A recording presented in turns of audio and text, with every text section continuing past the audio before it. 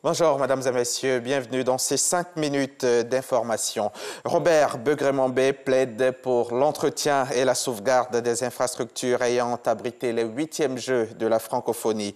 Le ministre-gouverneur a également indiqué que toutes les dispositions seront prises pour la préservation de ces sites. C'était dans les locaux du district d'Abidjan lors d'une rencontre avec les femmes, maillon essentiel du succès de ces Jeux d'Abidjan. Issa Chonayo. Ces images sont extraites de la cérémonie d'ouverture des 8e Jeux de la francophonie en juillet 2017 à Abidjan.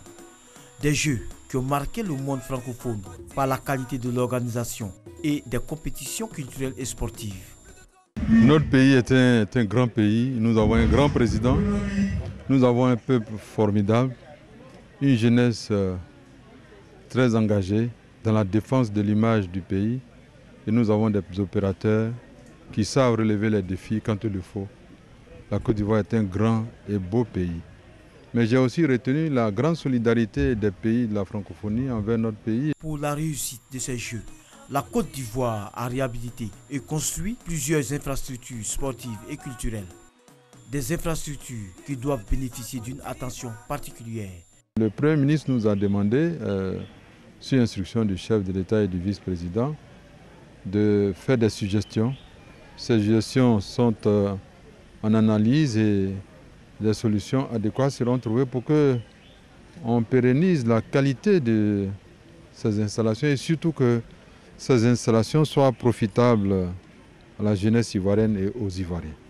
Robert Begremambé a invité le monde sportif et culturel à prendre soin des infrastructures construites et réhabilitées.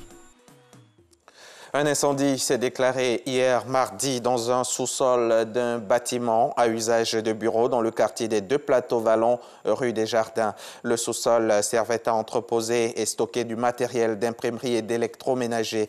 Présents sur les lieux depuis la journée, les éléments du groupement des sapeurs-pompiers militaires, avec à leur tête le commandant Marc-Aurèle Essia, ont réussi à circonscrire le feu dans la soirée. Il n'existait donc plus de risque de propagation de l'incendie, pas de perte en vie humaine, mais l'on enregistre d'importants dégâts matériels.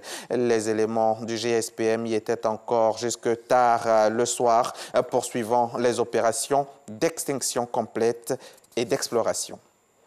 Les autorités de Ouragayo, au nom du Premier ministre Amadou Gon Coulibaly, ont procédé récemment à la remise d'une ambulance au centre de santé urbain de la localité. Ce don réceptionné par le directeur départemental de la santé de Ouragayo est une réponse à la requête des populations de cette localité confrontées depuis un moment aux problèmes de transport de leurs malades, faute de véhicules hospitaliers. Le reportage de Nadia Eidja dans l'édition de 13h. À Madagascar, le dépôt des candidatures à l'élection présidentielle du 7 novembre prochain s'est achevé hier 21 août 2018, ce qui a offert une dernière journée haute en couleur sur le parvis de la Haute Cour constitutionnelle. 18 dossiers ont été déposés hier mardi, ce qui amène à un total de 46 candidats.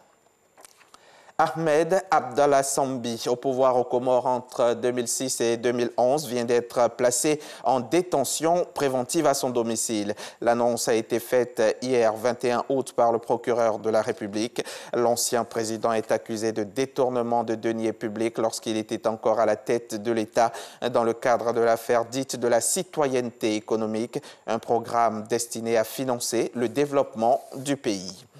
Et puis, le président des États-Unis, Donald Trump, a essuyé hier mardi 21 août un double coup dur judiciaire avec de spectaculaires rebondissements dans 2 affaires qui le touchent de près. Paul Manafort, son ex-directeur de campagne, a été jugé coupable hier mardi de fraude fiscale et bancaire pour 8 des 18 chefs d'inculpation qui le visaient. Plus grave, pour la Maison-Blanche, au cours de la même journée, Michael Cohen, l'ancien avocat personnel de Donald Trump, a plaidé coupable pour 8 chefs d'inculpation, 6 pour fraude fiscale et bancaire et 2 pour financement illégal de campagne électorale. Pire, l'ancien avocat du président a assuré devant la justice avoir violé la loi à la demande du président. C'est la fin de ce flash. On développera tout ça tout à l'heure dans l'édition de 13h.